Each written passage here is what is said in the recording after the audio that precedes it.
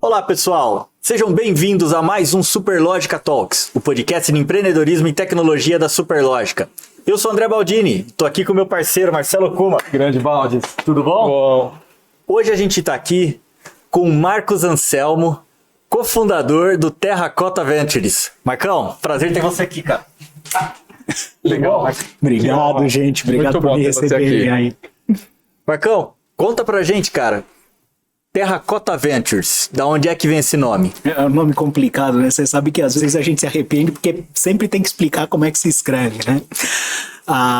Até o nome da Terracota, ele vem logo no começo, quando a gente montou a empresa, tentando aquela coisa que todo mundo precisa criar uma marca. E aí tivemos uma série de discussões, eu me lembro até do dia, eu estava num café batendo papo remoto com o Loreto, ele mandou treinar algumas opções, Loreto meu sócio, exatamente.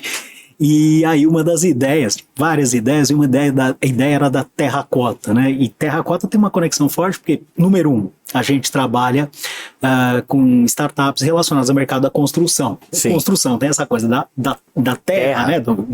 Da base da construção. Inclusive, Terracota era a base das construções na antiguidade, né? Segundo, que a gente trabalha com empreendedor. E empreendedor, ele é um guerreiro, Marcelo, sabe disso? E aí a gente associou a questão do exército de terracota, aquela dos chineses, exatamente, daquele exército na tumba do imperador, né? E por fim, juntando as duas coisas, que a terracota, o barro, ele é moldável, o empreendedor, ele é moldável, né? Ele precisa se adaptar. Então aí juntar essa coisa do guerreiro com o barro, quando veio essa simbologia, eu falei, é isso aqui, o Loreto gostou também. Virou Terracota. Que bacana. Espetáculo. Com dois T's, né? Hã? Com dois T's. Com dois T's. Terracota com dois T's. Outra coisa que a gente tem que explicar. Boa, muito legal. Mas vamos lá, conta pra gente quem que é o Marcos Anselmo, de onde é que você veio, onde é que você nasceu, o que você estudou. Caramba. Conta um pouquinho, vai rápido. Tem pouquinho. Tem tempo. Eu sou santista, eu sou nascido em 1975, já tô um pouco velho já. Isso, experiente. Essa experiência. E eu fiz computação na Federal de São Carlos, só que muito cedo na carreira, terceiro ano de profissão, descobriram que eu não conseguia parar quieto na cadeira, que para um programador é um problema bem sério. Convenhamos. E aí eu me lembro, eu estava morando em Joinville, eu trabalhava numa empresa chamada DataSul, que trabalha com RP, e o pessoal, não, você tem que ir para a área de negócio. Porque você gosta mais de estar em contato com as pessoas do que estar sentado na máquina. E isso foi super legal, porque juntou o meu background técnico, eu comecei a ir para a área de negócio, para a área de venda, só que eu tinha background técnico, então eu conseguia lidar com os clientes nas explicações técnicas, no entendimento do produto, e isso no mercado, nesse nosso mercado de tecnologia é bastante valorizado, né? O técnico que sabe conversar, né? E então essa foi a minha origem, tenho background de computação, fui logo cedo para a área de negócio, tive uma carreira em várias empresas de tecnologia, até chegar, depois de mais de 20 anos de profissão, empreender. Que legal. Muito bom, mas vamos lá. Então, DataSul, depois eu fui para onde? Da DataSul eu fui para TOTUS, que a DataSul 2008, comprou, aí, fusão com a TOTUS, compra, na verdade, né? Na época você falava fusão. Já tá claro que foi compra, né? Então tive lá um tempo na TOTUS também, atuando na parte de negócio. Aí eu tive uma breve experiência empreendedora, porque eu executivo, já tinha experiência, trabalhava com negócio, empreender vai ser super fácil, né? Eu descobri que era um pouco mais difícil. Não é bem assim. Não é. Não. Pô, mas falava naquele livro que era mole. Cara, jurava. Ó, eu vou falar de uma bobagem que eu fiz. A empresa tinha 5 pessoas, eu queria sentar para fazer planejamento estratégico de uma semana. Puxa vida. Uau. Eu achei que era, eu tava numa empresa grande, vou trazer a mesma prática. Então, foi complicado, né? Foi uma experiência muito positiva que me ajudou assim, foi um ano que eu empreendi e me ajudou a entender assim o que era o outro lado, a dor do dono, do sócio, né? Uma relação muito diferente com o negócio. E foi dessa experiência, tendo passado primeiro por negócio, por canal, por vendas, junto com essa experiência de empreendedor, que depois que eu saí da sociedade, eu fui para a Softplan, que é uma empresa catarinense do mercado de software, muito bem desenvolvida, e eu fui lá justamente quando a empresa estava crescendo, estava expandindo o mercado, eu fui cuidar dessa expansão, trabalhando direto com um dos donos da empresa. Legal. Então, essa história foi bem legal, que eu tinha passado por uma experiência executiva um tempo como sócio, isso me ajudava até a entender os anseios do sócio, né? Bem legal. você está numa empresa de capital aberto, como eu estava, é muito processo, muita estrutura, e quando você está numa empresa em estruturação, o senso do dono, do empreendedor é outro, né? A pegada é outra, então foi muito positivo. E aí eu fui parar na Softplan. Muito bom. E hoje você está com Terracota Ventures e tudo mais. Mas quando é que você começou a se relacionar com startups? Legal. A história com startups, ela tem uma conexão na Softplan, é uma empresa que trabalha com alguns segmentos e um muito forte é o imobiliário. Então eu comecei a lidar com o setor imobiliário, com a cadeia da construção e mercado imobiliário, na Softplan. E um tempo depois, em 2014, eu moro em Floripa. Floripa é um polo muito forte de inovação. Você tem grandes empresas, no caso da RD, né? Vendida por TOTUS aí por 2 bi.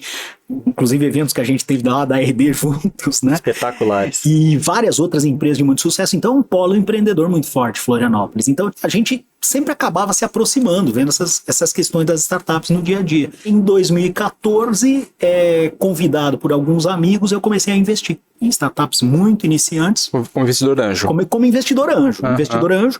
Na verdade, eu entrei na UOL, que é uma aceleradora, e aí era legal que eu comecei a fazer investimento anjo, mas não fui eu lá a sentar e escolher startup sem entender. Eu lembro a minha primeira, em 2014, primeira vez que eu sentei para avaliar startup, eu estava acostumado com empresa mais tradicional, olhar caixa, olhar esse tipo. Olhava aquelas empresas, pô, mas o cara não tem produto. O cara tem uma ideia e 3 clientes. Como é que vai investir nisso? O sonho. O sonho. O cara tem o sonho, o peito.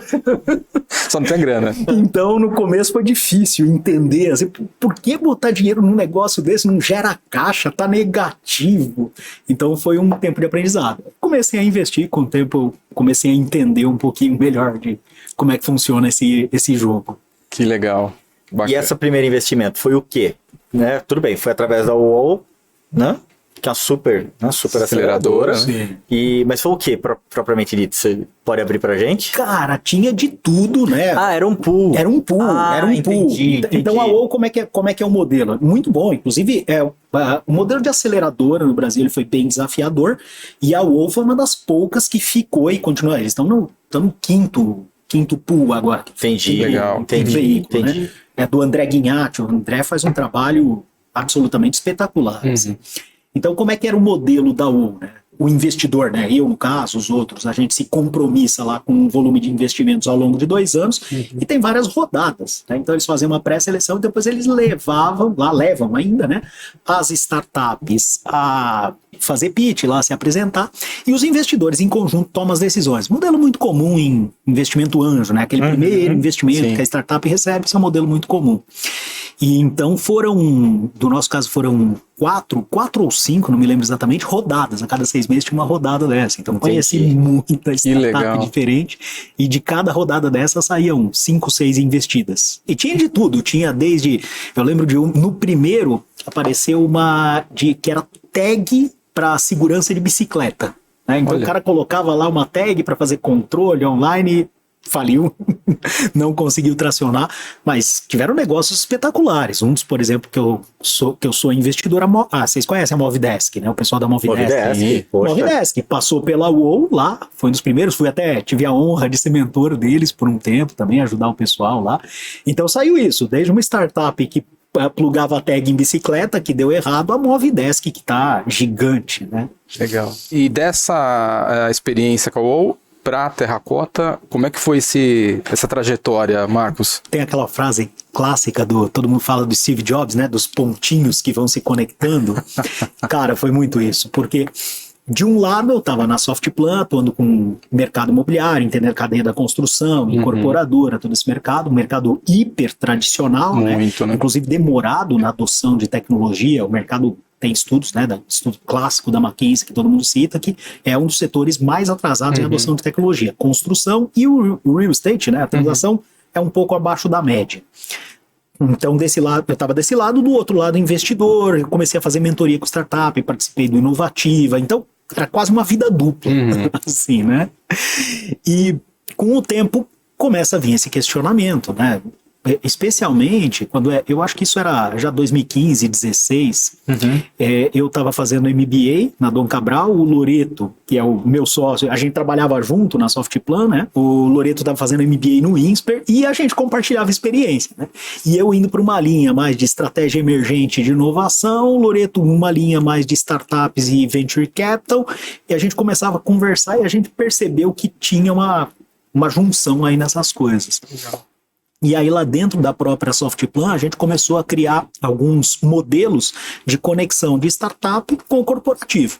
Né, com a estratégia da empresa. O desafio de muitas empresas tradicionais bem-sucedidas é como é que você continua inovando, sendo que, cliente para vender, cliente para atender, faturar, fazer produto, né? Desafio clássico de toda empresa. E aí a gente começou a conectar esse tipo de coisa. Então lá mesmo a gente começou a fazer algumas coisas de conexão, inclusive investimento de startups relacionadas ao negócio da empresa, mas que seriam as startups que poderiam fazer coisas muito diferentes. Então a gente começou isso lá na Softplan e foi aí que a gente começou a juntar as duas coisas. Tem uma história que eu sempre conto que é muito legal, dessa questão de startup relacionada ao mercado imobiliário.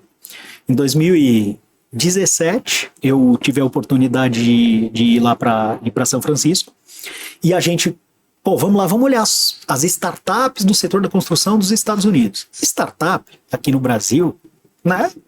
Coisa pequena, 2, 3 universitários que saem, que tem uma ideia brilhante, algumas que estavam crescendo. Vamos conhecer a tal da Zillow. Nossa, né? Você foi? Vamos conhecer a Zillow, né? Aí vai no endereço, cara, centro financeiro ali na Mission, né? No centro financeiro de São Francisco, 3 pavimentos num dos principais prédios. Já era uma empresa gigante. A gente com essa coisa ainda de PropTech brasileira. Então foi lá que, cara, tem um jogo grande. Tem um jogo muito grande. Ali você já tinha a Zillow, Compass, Redfin, empresas muito grandes nos Estados Unidos. Então aí que a gente viu que tem algo. Então foi ali que começou a mudar a cabeça para olhar para essa oportunidade. Mas aí você volta e junto com o Loreto vocês fundam a Terracota. E isso demorou um pouco mais, porque isso era 2017 e a gente tocou, até lá a Softplan fez alguns investimentos continuam ativos até hoje, alguns deles, alguns investimentos que a empresa realizou, só que a gente foi olhando que a gente desde 2017 a gente papeava essas startups, uma a uma. Então, eu não venho do mercado de investimento. Minha história foi vender, atender cliente, fazer produto. Foi isso, né? Ralar. Embora eu estivesse desenvolvendo essa minha competência como investidor, de alguns investimentos que inclusive depois eu comecei a realizar no individual, eu sempre olhei para a startup com esse olhar de execução.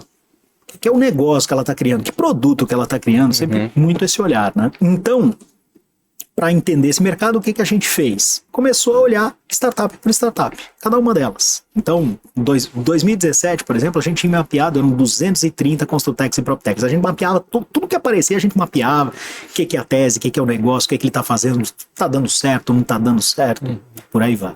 Quando chegou, a gente em 2017 eram 230 startups. Quando chegou em 2019... a gente, no Brasil, tinham mais de 560 startups relacionadas à cadeia da construção. Uau! Quando eu falo de cadeia da construção, eu estou falando de... O que é cadeia da construção que a gente fala, né? É desde britar uma pedra até colocar um vaso na sala. Tudo isso está com a experiência de morar, do estar. Aliás, desde escolher o terreno, né?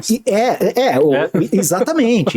Então é tudo que é relacionado à questão do espaço físico. Uma necessidade básica humana. Né? O morar, o estar, enfim. Então tinha crescido muito a quantidade. Foi isso que... Quando a gente tinha estado lá em São Francisco, estudado nos Estados Unidos, que a gente começa a olhar a história do mercado americano de Construtech e PropTech, tinha acontecido a mesma coisa que o Brasil, com 8 a 10 anos antes. Era mais ou menos isso. A indústria da construção também era atrasada, também. Aí começaram a ter startups, começaram a ter investidores. O que tinha nos Estados Unidos? Investidores especialistas. A gente descobriu lá a Metaprop de Nova York, que investia em startup, a Fifth Wall, que investia em startup, tudo especialista na indústria da construção. Entendi. E aí sempre ficava aquela coisa, será que tem espaço será que isso vai ser latino-americano, para um gestor latino-americano que vai investir nessa transformação da cadeia? Quando chegou 2019, 560 startups, você já tinha gigantes aqui, a Quinto Andar já estava gigante, Loft não era tão conhecido, mas já estava crescendo, volume de investimentos tinha triplicado, quantidade de startups duplicado, cara, tem mercado. E aí que a gente decidiu alçar voo solo e montar a Terracota para isso, para ser o primeiro gestor latino-americano de investimento em Construtex e Proptex. Que legal. Muito legal. E hoje vocês estão com quantas empresas no pool? No nosso portfólio, no portfólio da Terracota, hoje nós são 7 startups investidas, 4 que a gente investiu pré-fundo, né? Porque o que é o ponto? Nós vamos empreender. E num fundo, eu como gestor, eu fico amarrado com esse fundo. Sou responsável, tenho 8 anos, no mínimo, que eu vou investir nas empresas, acompanhar e desinvestir. É uma jornada de longo prazo. E mais caro do que o dinheiro é o tempo. O tempo na vida você não recupera. Então, antes, pra gente ter certeza, o que a gente fez? Comeu comida de cachorro. Comemos da nossa própria comida de cachorro. Então, nós fizemos alguns investimentos para... será que a gente tá acertando mesmo? E... é super certo, os investimentos que a gente fez hoje mesmo, eles continuam crescendo tão bem. Então são 4 investimentos pré-fundo e 3 investimentos. O fundo ele começou em 2021, então já são 3 investidas, que a gente começou a investir ali em junho de 2021, foi a primeira investida, maio do ano passado, 2021, e já chegamos a 3, tem mais 2 aprovadas, e nosso objetivo aí é investir em 20 negócios ao longo de 8 anos, agora 7, né? Já passou o primeiro ano, agora 7 anos. Legal. Ô Marcos, e o que é o Meet Hub e qual é a relação da Terracota com o Meet Hub? O negócio da Terracota é investir em Construtex e Proptex. É bastante seletivo. Hoje no Brasil tem mais de 900 Construtex e Proptex. A gente vai investir uma quantidade muito pequena, muito selecionada. Só que eu estou falando de todo esse crescimento. É uma onda muito grande de transformação que vem pela frente. Né? Aí muita gente fala, mas tem muita startup que dá errado. Tem, é parte do jogo. Esse é o jogo da inovação, é o jogo do Venture Capital. Claro. Mas de 900, pouquíssimo que dê certo, ainda vai ser uma transformação muito significativa. Então a gente está no começo desse movimento, ainda. Então a gente sempre buscou formas, isso está no nosso DNA, sempre buscou formas de estar conectado, inclusive com o setor tradicional e com as startups. Então a gente está inserido num movimento que é maior do que a Terracota. Dito isso, o que acontece? O Meet Hub, ele foi uma iniciativa criada, hoje já está mais comum se falar de startups na indústria da construção. Todos os players que eu conheço da indústria da construção têm alguma forma de relação com startup. Às vezes mais madura, às vezes menos, tem alguns que investem pesado, outros que só usam produto. Mas acontece isso. Em 2018 não era assim. Com poucas empresas que estavam olhando para isso de forma estruturada. E na época tinha a própria Softplan, o Viva Real na época, o Zap+, né? A Cirela, que inclusive era quem puxava fortemente o Meet Hub, e a Brasil Brokers. E o que essas empresas fizeram? Para se conectar com startup, na época a gente estava falando de 500, hoje 900, é um trabalho gigantesco. Você conhecer um pedaço delas ainda é muito trabalho. E aí o que se imaginou foi criar uma iniciativa no qual a gente cria essa aproximação e facilita a aproximação de startup para essas 4 empresas. Que foi criado o Meet Hub. Tem até uma história super legal da história do Meet Hub, que no começo o pessoal estava discutindo a competição, e aí, vamos chamar, vai ser a Abramit, Associação Brasileira do Mercado Imobiliário e Tecnologia. Aí alguém levantou o dedo, pô, gente, um jeito disso não funcionar direito é chamar de associação. Boa. É o pensamento antigo até. É meio normal. Então, aí, não, vamos chamar de Meet Hub, já tem uma pegada mais moderna. Então, isso foi pré-Terracota, foi antes da gente fundar a Terracota. Quando a gente fundou, a gente tinha muita proximidade com o Juliano Belo. Juliano, né? Legal. Esteve aqui com a gente. Espetacular, é uma mente muito forte, o cara responsável aí por todo o começo da Cash, né? Cara brilhante. E especialmente o Loreto tinha muita conexão com ele na época, e quando a gente montou a Terracota, a gente acionou várias pessoas que a gente conhecia, o Juliano um deles. E o Juliano, numa conversa com o Loreto, e a Cirela, que era quem mais provocava isso, falou, cara, olha só, o Meet Hub tem coisas legais acontecendo, mas cara, não tá andando do jeito que a gente quer, porque tá faltando, o conselho de associação, cara, tá faltando alguém que fique responsável por esse negócio, né? Porque todo mundo quer se conectar com startups, mas para que isso aconteça tem todo um trabalho a ser realizado, conectar, trazer, selecionar quem é bom, quem não é bom, qualificar. Cara, já que vocês estão montando a Terracota, vocês não querem assumir o Meet Hub? Legal. E aí eu lembro que o Loreto estava em São Paulo, ele ligou para mim, cara, pintou isso, e aí? Né? E aí aquela coisa de empreendedor, né? Um monte de oportunidades, o que você faz, o que você não faz. E para ser super sincero, na época, cara, vamos fazer. Não é negócio, mas tem a ver com o nosso DNA. Tá conectado e apoiar essa transformação faz parte. Então, e é uma forma da gente, permanecer com uma boa conexão aí com o Cirela, com o Zap, com a Brasil Brokers. Era uma forma de... porque uma coisa é você tomar café. Outra coisa é você ter um projeto conjunto, né? Isso cria relações mais ricas. Né? Exatamente. Aí a gente assumiu isso e tocou o Meet Hub. O Meet Hub vem crescendo, hoje tem várias empresas mantenedoras, Superlógica, uma delas, né? Tá lá conosco. Então, vamos dizer assim, a Terracota, o fundo é o core, é o nosso negócio mesmo, principal, e aí você tem todo um ecossistema que gira em volta, que a nossa forma de estar garantindo esse ecossistema é estar ligado ao Meet Hub. Que legal. Vocês gerenciam o Meet Hub, Isso, então? Tem uma equipe, hoje está completamente independente, tem um time lá tocando, é uma área da Terracota que faz isso. Que legal. Mas tem diversos desafios lá que são muito interessantes, né? Vocês lançam os challenges para startups que vão lá tentar resolver problema ou de alguma dessas empresas que propõem, ou desafios em si para buscar talvez algum parceiro que possa investir na ideia, certo? Isso que eu tenho acompanhado ali. Lá o ponto nosso, lá é mais... O que acontece? Investimento, quando a gente fala de investimento mesmo, ele é um game bem mais difícil, bem mais restrito, poucas empresas que fazem, startups mesmo, né? O jogo de investimento é um jogo mais tough, assim, mais duro, né? Agora, tem um jogo maior, esse jogo de investimento ele está inserido num universo maior, que é esse universo de inovação. Claro. Então é até uma forma que a gente tem de separar a Terracota, o Warriors, né, que a gente chama, é um negócio de investimento. E lá no Meet Hub a gente olha mais para garantir que esse jogo da inovação ele continue acontecendo, né? Então, digamos, é quase que uma pirâmide, assim, né? Onde você tem uma grande base de inovação, de conexão de empresas do setor com as startups que atuam no setor.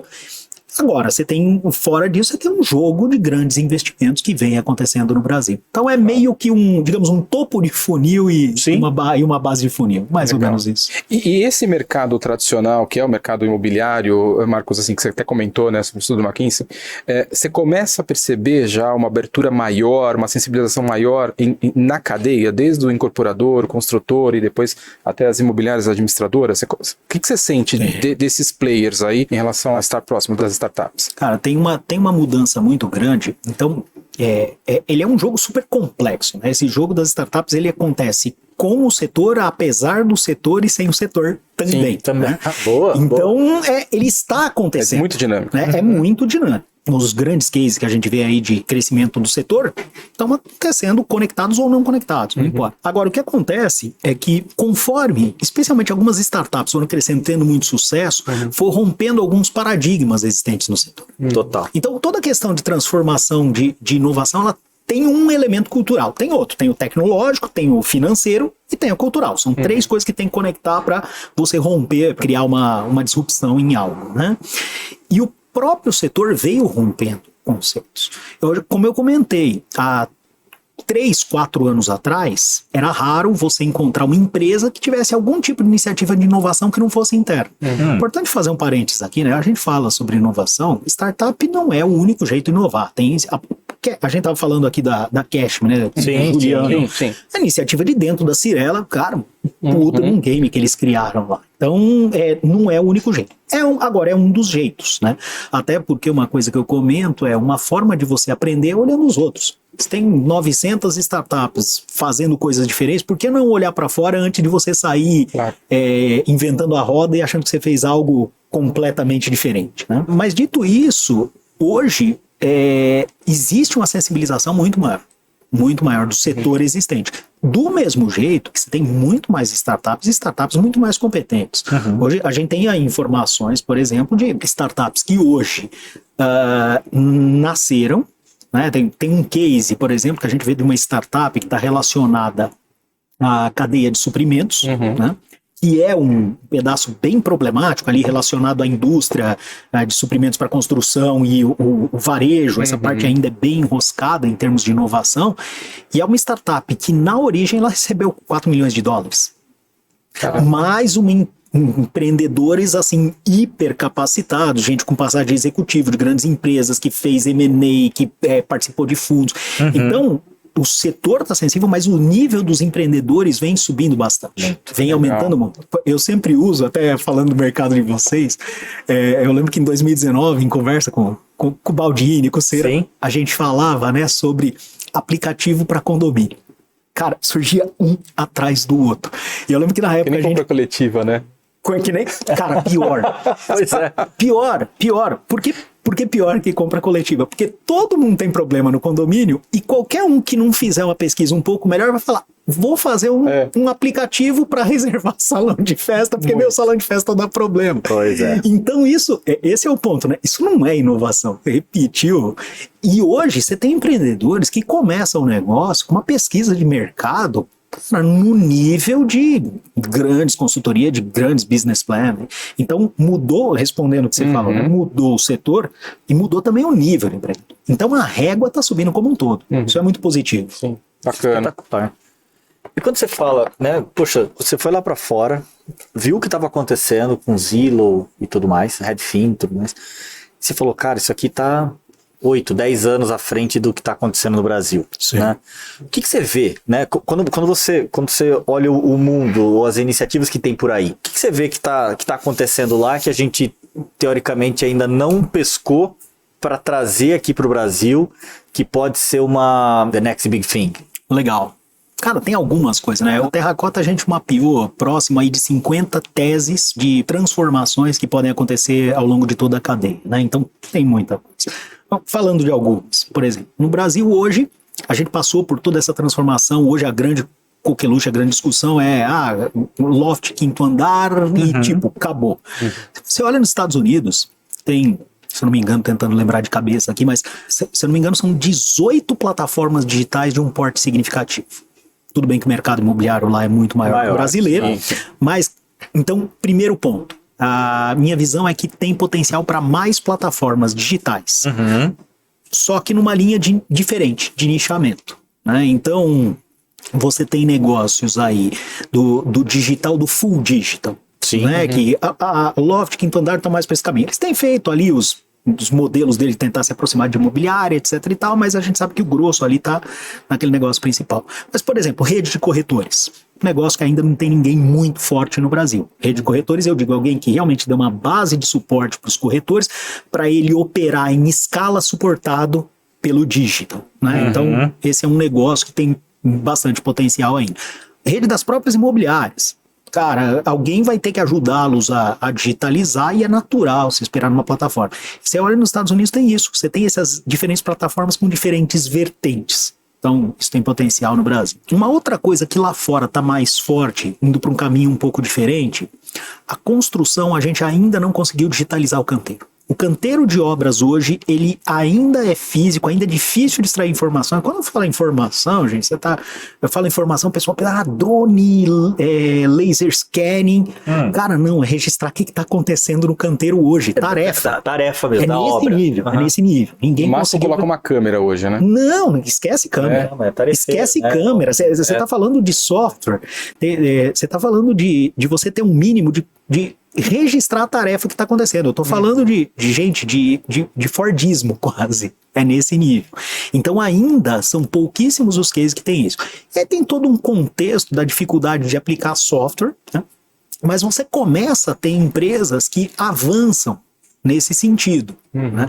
Então é um mercado que ele ficou para trás no Brasil, teve muita gente investido. Tem os RPs, né? Eles tentam entrar no canteiro, mas sempre com o desafio de ter uma adoção massiva, né? Mas você começa a ter empresas como a Orça Fácil, que é uma investida nossa, que ela começa que ela entra pela parte do orçamento, e ela começa a buscar como é que entra efetivamente. A Prevision está crescendo bastante, então funcionando muito bem. E aí é diferente quando a gente fala de plataforma, já tem grandes e tem vários outros candidatos. Sim. Mas essas ondas é interessante olhar, porque quando você olha para a construção, você vê, por exemplo, que ainda está vindo. Ainda vai. Agora eu acho que a gente vai começar a chegar em empresas maduras de altíssimo potencial que realmente mexem com o jogo, né? A chegar em pontos que a gente ainda está, não diria longe. Vamos lá, vamos trazer um elemento um pouco antes. Esse ano, por exemplo, estourou tokenização de imóveis. Sim. Todo mundo falando de tokenização. Você vai mergulhar, tá tudo montado com arame aí. Olha só. Né? Aliás, você pode explicar um pouquinho o que é a tokenização de imóveis, Marcos? Porque a grande ideia aqui que todo mundo discute, né? Que todo o processo de registro, de controle, a existência de um imóvel como uma contrapartida, ela é uma contrapartida física. Você tem contratos, aí você tem toda a questão de burocracia. E a burocracia, ela cria vários problemas, né? Para pensar, por exemplo, uma residência é um ativo. Se ela é um ativo, ela é dinheiro. Por que eu tenho que tratar esse ativo como ele é ser um bloco único? Uhum. Por que eu não posso fragmentar esse ativo? Por que eu não posso, por exemplo, vender 20% de uma casa?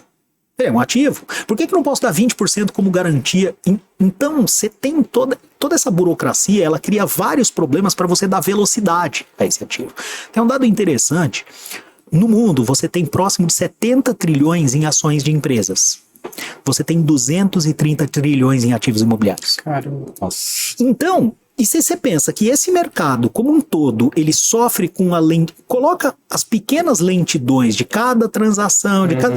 Você está falando de Registro. você está falando do mercado congela, que ele é lento em fazer girar 230 trilhões em ativos. Tokenização é você, de uma forma mais simplificada, você trazer, é você digitalizar isso, especialmente usando tecnologia de blockchain, para você dar velocidade a essa transação de ativo. Então isso é a tokenização. E aí, no último ano, começou a se falar muito sobre... Porque o assunto é o quê? Todo mundo está olhando o blockchain. Pô, por que eu não transformo aquele contrato, a escritura, num token digital, numa moeda digital como é um Bitcoin, né? Parece óbvio. E tecnologicamente é muito fácil. Sim. Contrata hoje duas, três pessoas, elas montam lá uma rede digital e tokenizam o ativo, teoricamente. Só que quando você mergulha, você tem outros problemas. Isso é o ponto da inovação. Todo mundo olha inovação, a tecnologia. Dá para fazer com tecnologia? Agora, você pensa no registro de um imóvel. Primeiro, você tem que ter fé pública. Não adianta você criar um Bitcoin e dizer, essa moeda, né? Eu criei aqui o Bitcoin que representa o meu apartamento. Mas isso tem fé pública? Porque no momento que você tem um litígio, por exemplo, sobre aquele imóvel, isso vai parar na justiça e para ser resolvido, ele tem uma questão de estrutura, de cartório que tem que ser resolvido. Então, número 1, não basta você simplesmente digitalizar, né? Você tem que ter que essa digitalização ela seja reconhecida. E aí tem todo um arcabouço legal que ainda tem muito para ser resolvido. Tem algumas empresas, por exemplo, tem uma empresa chamada NextSpaces. O fundador é o Andreas Blazodakis, é um dos caras que foi sócio da Movile, fundador com um baita track record. E ele tem lá, dentre os founders dele, tem um cara do jurídico, que é muito bom, e eles estão resolvendo essa questão com o cartório. Eles tiveram um precedente, o que ele fez? Em vez dele digitalizar o ativo, ou seja, dizer, esse token representa esse imóvel, o que ele digitalizou? O contrato. Então a escritura referencia um token e aí ele digitalizou a escritura continua existindo. Resultado, você tem um arcabouço legal existente. Né? E outra coisa que precisa para tokenização, capital. Porque se eu estou digitalizando, alguém vai querer liquidez. Por que eu quero tokenizar? Para eu poder fracionar, às vezes, essa propriedade e vender 20% disso. Tá, mas de onde vai vir esse dinheiro? Então eu tenho que também conectar com capital. Legal. Então, tem várias coisas acontecendo assim no setor da construção e o nosso olhar sempre é muito do qual que é o timing. Tá na hora certa de entrar? Porque não basta ter um excelente empreendedor, ter uma boa ideia de negócio, porque o bom empreendedor é aquele cara que vê a onda e ele pega a onda na hora certa, antes de todo mundo, mas na hora certa. Né? Então, esse é um exemplo de uma coisa que ainda está se estruturando. Legal. E Marcos, como é que você vê assim, o desenvolvimento, né, das startups a nível nacional em relação ao mercado imobiliário? Como é que está esse mapa do Brasil na participação das empresas? Legal. Primeiro que vem crescendo bastante, né? De 2017 nós tínhamos no Brasil próximo de 230 Construtecs e PropTechs, hoje são mais de 900. Então vem crescendo muito em quantidade, vem crescendo muito em volume, mais ainda em volume de aporte. E se você imaginar, acho que até de repente vale um parênteses a gente explicar um pouco o que é startup, né? Porque para quem tá de dentro desse jogo fala isso com fluência, né? O que é startup? É um cara que aposta em algo diferente. Sim. E a aposta tem risco, né? Então ele está mirando em algo diferente, que tem seu risco. Então, o que acontece? No mercado que eu atuo, nesse mercado de venture capital, é investidor especialista em analisar startup. Eu vou botar dinheiro nesse cara porque se o que ele está fazendo der mais certo, a minha participação na empresa vale mais. Né? Então, o meu dia a dia é avaliar negócios e entender exatamente isso. Se está no time, se tem potencial, se o potencial de crescimento é grande. Até porque eu tenho investidores e eu preciso multiplicar o capital desses investidores. Então, eu pego o dinheiro do investidor e aplico numa série de startups para que essas startups que tiverem sucesso retornar dinheiro para o investidor. E o mercado, é interessante que o mercado de Venture Capital ele criou uma estrutura muito inteligente para dosar risco, retorno, tamanho do investimento, que é fasear o investimento de acordo com o estágio da startup. Então, quando tem um cara lá que, um excelente fundador, um executivo experiente que saiu da empresa para montar um negócio, ele vai começar a montar, ele precisa de um capital bem inicial para testar o conceito do que ele está falando. Ele vai atrás do investidor anjo ou pré-seed, o cara que bota lá o primeiro dinheiro, a empresa praticamente não existe, né? Às vezes, em alguns casos nem existe mesmo. Né? E o cara bota lá o primeiro dinheiro. Só que esse primeiro dinheiro, esse dinheiro é para quê? Para o cara montar lá 5 anos de negócio, aquela coisa lá de Sebrae, Business Plan, o cara vai lá, volta o negócio, precisa de 100 milhões para montar a empresa. Não, ele é o dinheiro suficiente para o cara sair, fazer uma primeira prova de conceito, vender 2, 3 clientes e provar que, cara, esse problema que eu quero resolver, ele tem gente querendo resolver no mercado. Feito isso, a empresa já tem menos risco, né? Porque ela já provou um pouco. Aí entra o segundo tipo de investidor, que é o investidor seed, né? Quando a empresa já está faturando, já está gerando receita, aí tem um cara que bota mais dinheiro, porque a empresa já está mais provada, para a empresa aí avançar até ter uma máquina de vendas, ela poder, já está provando que ela vende o mesmo produto para o mesmo tipo de cliente várias vezes, e aí vai. Aí tem o Series A, Series B, aí as empresas vão crescendo. E cada investidor desse tem um ticket diferente e tem um tamanho diferente. Então isso é startup, certo? Então essas são as questões.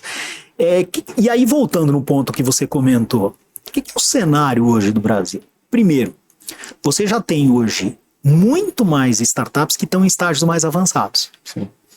Então hoje no Brasil já começa a ser comum você ter rodadas Series A, por exemplo, Series A, vamos falar aí, estamos falando de investimentos de 10 milhões de dólares, 20 milhões de dólares, às vezes mais, né? Então a gente já está falando de empresas que estão muito grandes. Então não está crescendo só a quantidade, está crescendo o valor dos investimentos. E por quê? Porque as empresas estão amadurecendo. E mais ainda, estão amadurecendo mais rápido. Alguns anos no Brasil era comum uma empresa levar 4 anos para chegar no estágio seed. Hoje você tem empresas que em 1 ano elas já têm pré-seed e seed e já estão até mirando Series A. Legal. Um crescimento muito rápido. Então está amadurecendo bem em diferentes velocidades, diferentes testes. Aquilo que eu falei, né? Mercados, alguns já estão mais estabelecidos, mais velozes, outros são mercados em exploração. Legal. E o Terracota, ele tem entrado em qual etapa? Prioritariamente. A gente investe em empresa que está faturando e está crescendo. Então Faturando eu não invisto no comecinho, lá.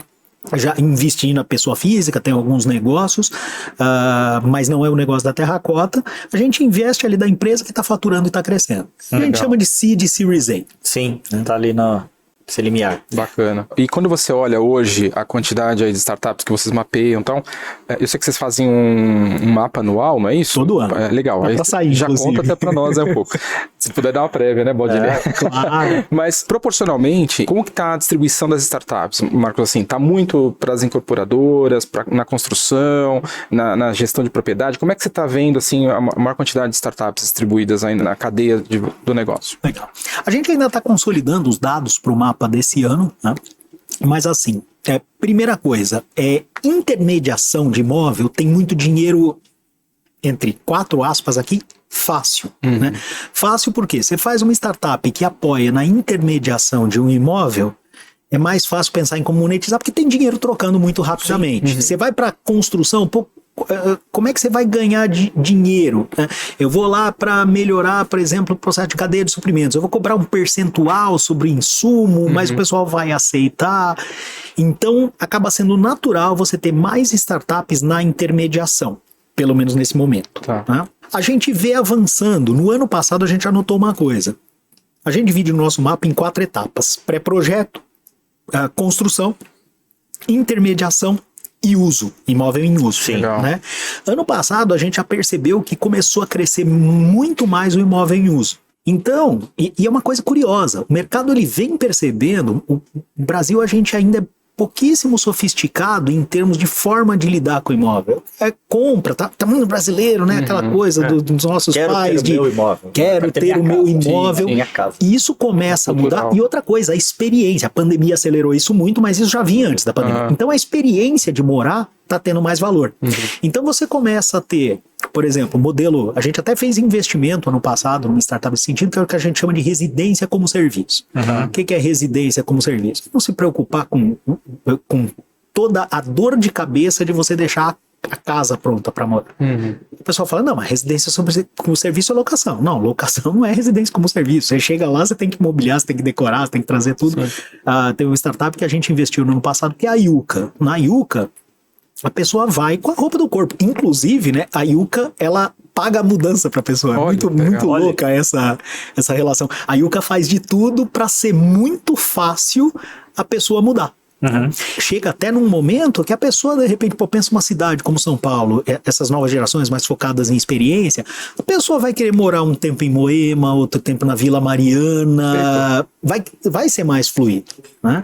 Então começa a se tornar mais importante essa experiência e a gente vê isso refletido na quantidade nos investimentos das startups. Então, esse é um montante. Então, você tem a maior quantidade ainda na transação, crescendo mais, para dar alguns números de cabeça aqui, eu acho que a gente está falando de próximo de 40%, 30% e 100%. Construção é menos, construção ali próximo dos 20%, né, um pouco acima dos 20%. E projeto muito pouco. Do ano passado para o anterior foi de 9% para 11%, mas ainda muito pouco. E muito pouco até problemático, porque projeto é uma parte fundamental da cadeia, que no Brasil a gente desvaloriza. Tem relação com a cultura de planejamento brasileira, né? Mas vem evoluindo, né? Já teve um crescimento de 2% acima. Uma das nossas investidas, inclusive, que é a Orça Fácil, ela é muito focada nisso, na parte de projeto e orçamentação. E você pensar que muito se perde no custo de uma obra por maus projetos, mal orçados e mal executados também, mas muito disso. Então é mais ou menos essa distribuição por montante. Legal, bacana. Agora eu quero cutucar agora o investidor aqui, o cara que avalia a startup. Agora vai ficar difícil. É a parte que eu gosto. Vamos lá. Você tem uma tese para esse fundo montada já, para montar esse portfólio de empresas que vocês ainda vão investir? Ou não? Hoje vocês estão analisando ideia a ideia para tentar pensar aquilo que salva. O que tem potencial. Salva não, mas que tem mais potencial. A gente busca... O meu negócio, na essência, eu estava falando isso com um investidor, né? Eu estava falando com o pessoal do mercado de loteamento que está avaliando investir conosco. Um pessoal mais tradicional, mas que está olhando esse game, né? Eu vou investir para estar de olho. E eu estava falando com o fundador da empresa, um senhor que deve ter ali próximo dos seus 70 anos, muito experiente, entende muito do setor e tentando entender startup. Chegou uma hora que eu falei para ele, meu negócio, no fim das contas, é muito simples. Eu preciso comprar barato e vender caro. Aí ele entendeu isso. Ele falou, foi o que eu fiz a minha vida inteira. Eu falei, é isso, a técnica que eu uso para isso é diferente, mas no fim das contas, comprar barato e vender caro. Beleza. Então, o mercado de venture capital no Brasil, ele teve uma primeira onda, eu não estou falando de teoria, tá? São nomes que eu dou. Teve uma primeira onda, que são os investidores agnósticos. A gente que investe, o que ele está investindo? Ele vai investir em qualquer empresa que seja muito boa. E você tem excelentes investidores, inclusive que a gente investe junto com eles. Por exemplo, na Yuka, a gente investiu junto com o pessoal da Monax, o OneVC, na Livance, a gente investiu junto com o pessoal da Astela. Então, a gente convive com o pessoal e eles são agnósticos, né? Investiram em vários negócios diferentes. Se você olha para o mercado americano, você já tem vários investidores especialistas em mercado e a gente se comporta um pouco de forma diferente. Como é que eu olho para investimento? Um investidor desse mais tradicional, ele até olha a tese, mas no fim das contas ele quer ver o que é o melhor tipo de negócio que ele investe em qualquer tipo de setor. Como eu sou especializado, a gente sempre começa entendendo os desafios do setor e aí fazendo uma amarração com o mapeamento das startups. Inclusive, olhar para tanta startup permite a gente entender até o timing da tese, o que está avançando. Então, às vezes, a gente descobre teses por olhar startups com o mesmo perfil. Então, a gente analisa esse tipo de tese. Então, nós temos lá hoje próximo de 50 teses de transformação. Então, tem essa parte da tese. Então, a gente mistura um pouco disso, fora, claro, tem que ter negócio interessante. Então, não adianta a gente gostar muito de uma tese e não vê negócio. Por exemplo, Smart Beauty, é uma coisa que até a gente conversa muito, né? Essa parte da inteligência, né? O Brasil tá muito devagar nisso aí. Tá muito cedo. É uma tese que eu gosto, que eu acho que ela vai ter um impacto na experiência de morar, né? Você sensorizar não só a casa aqui, casa Alexa, tal, o pessoal fala, smart home, beleza, isso aí tá meio resolvido. Mas o edifício como um todo ser completamente sensorizado, você ter o sistema operacional de um prédio residencial, isso tá forte no comercial, tá forte não tem no comercial, né? Mas é muito forte lá fora. Triple A's comerciais, beleza. Só que o impacto que você vai ter é quando? Quando você desce, sai da meia dúzia massifica, né? ali, né? Então o ponto é, quando que você vai ter, de repente, um empreendimento comercial num bairro mais afastado aqui de Campinas ou de Florianópolis ou de São Paulo, sensorizado? Então é a adoção em larga escala, e nisso o Brasil ainda está muito lento. Então a gente gosta muito dessa tese, mas hoje eu não invisto porque não está no time. Então é uma mistura, aí fechando a tua resposta, né? É uma mistura de tese com olhar na realidade e ver, tem negócios bons? É esse o ponto. Tem coisa que a gente olha, por exemplo, mercado de arquitetura e decoração, a gente quer fazer alguma aposta nesse sentido, quer fazer um investimento nesse sentido. Estamos olhando, tem empresas que a gente acompanha, a gente gosta muito de acompanhar e ajudar o empreendedor. A gente tem essa tese porque conhecendo e dando feedback, fazendo mentoria, ajudando o mesmo empreendedor, a gente também testa a responsividade dele. Quanto esse cara é bom de repensar, de fundamentar o negócio. Então, arquitetura e decoração, por exemplo, é um mercado que a gente olha, mas ainda não fez nada. Legal. E era essa a pergunta que eu ia fazer, porque, beleza, comprar barato e vender caro é legal pra caramba, mas pra sair daqui e levar pra lá, como é que é essa conversa com o empreendedor? Quando você olha pro empreendedor, o que você espera ver nele? Ou o que você valoriza demais? Que é aquilo que você fala, cara, aqui dá pra ir de olho fechado. Essa do empreendedor é um dos pontos mais importantes. Aliás, no Venture Capital como um todo mundo olha muito para quem é o empreendedor, né? Então, tem coisas clássicas, a formação, a rede de relacionamento desse empreendedor, experiência do empreendedor, se ele já empreendeu, é um second time founder, foi executivo numa grande empresa, tudo isso vai contando. São coisas gerais que vale para qualquer mercado, né? Um investidor que vai investir numa fintech ou numa retail tech, num varejo, ele vai olhar para esses elementos. Só que a gente olha muito, por conhecer o setor, a gente olha muito o que ele está querendo criar uma transformação, mas o quanto ele entendeu o setor. Porque, como a gente estava falando, por exemplo, de tokenização. Eu vou mudar, vou fazer blockchain, eu vou criar aqui uma digitalização. Ele entendeu o cartório? Ele entendeu como é que funciona um cartório, ele entendeu como é que funciona o registro de imóveis, ele entendeu o trâmite de processo do imóvel, porque não adianta ele mudar, sair de um lugar para ir para o outro. Ele entendeu onde está o mercado. Então a gente analisa muito isso, essa capacidade do empreendedor de entender o mercado da cadeia da construção. Isso é um elemento. Segundo elemento, eu gosto de ver o plano. E aí tem uma coisa muito curiosa. Você pega qualquer startup, especialmente early stage, nenhuma delas que dá sucesso, quando ela dá sucesso de acordo com o plano. E aí você fala, pô, Marcos, mas você acabou de falar que você olha o plano. Porque para mim o plano é a capacidade do cara projetar o caminho para a hora que o caminho se mostrar inválido, ele saber por que o caminho é errado. Então o cara não seguia a filosofia Zeca Pagodinho de gestão, né? Deixa a vida me levar, né? Então o cara tem que ter um plano, porque se ele tem plano, ele tem as premissas. Ele tá lá no planejamento dele. Cara, hoje eu acho que uma transação de imóvel tem esse valor e eu vou ficar com esse percentual. Quando ele vai ligar lá e descobre que o cara paga metade desse percentual, ele, putz, é aqui que eu tenho que mexer no meu plano, eu tenho que fazer alguma coisa diferente. Então eu olho muito a capacidade do empreendedor ter algum tipo de resposta.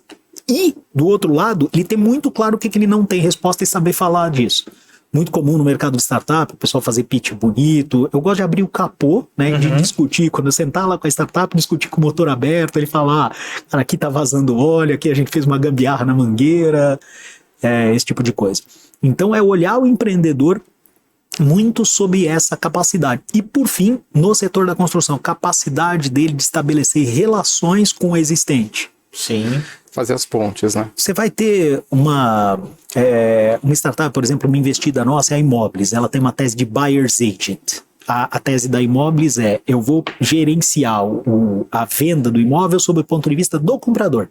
Eu vou achar o imóvel ideal para o comprador. Eu não vou me preocupar em ter uma base gigante de imóveis e tentar empurrar isso. É uma lógica de transformação do setor.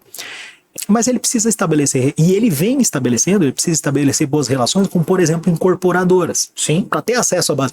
E isso a gente olha muito. Qual que é a capacidade desse cara de estabelecer relação com os outros players do setor? Porque vai ser raro uma startup que ela consegue mudar o setor sem estabelecer essas relações. E aí entra o grande desafio. O setor da construção é um setor muito complexo, né? Você pensa numa obra, é raro uma obra que não tenha 40 fornecedores diferentes. É um setor que ele já trabalha em rede. É curioso, né? Hoje a gente fala tanto trabalhar em rede. A indústria da construção, ela na origem já trabalha em rede. Intermediação do imóvel, você tem vários players envolvidos. Na construção, você tem vários players. Desde o projeto, você tem arquiteto, você tem orçamentista, você tem engenheiro projetista. Então é um setor que trabalha conectado. Por isso o empreendedor precisa saber trabalhar conectado. Legal. E como é que é o trabalho com os investidores? O pessoal que vai aportar ali no fundo, como é que funciona essa dinâmica? Porque você tem que atuar nas duas frentes, né? Sim. Como é que é isso? E se isso tem a ver com a separação, pô, você faz uma parte e o Loreto faz outra. Como é que é essa dinâmica aí? Legal.